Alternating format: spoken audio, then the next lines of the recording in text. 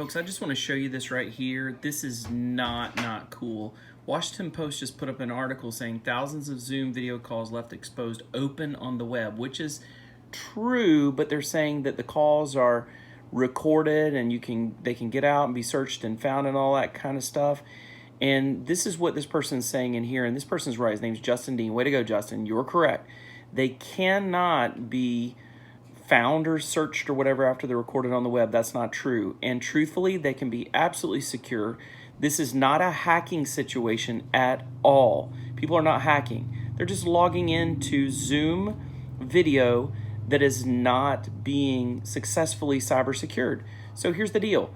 I'm going to put up something very important in here in this description as well as in the comments, so you can watch everything I've shown to secure your Zoom.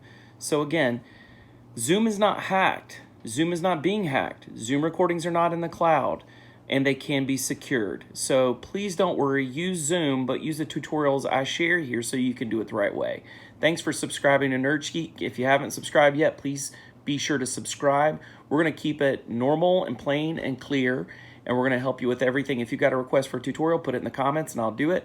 And then lastly, give me a thumbs up or a like. It really helps.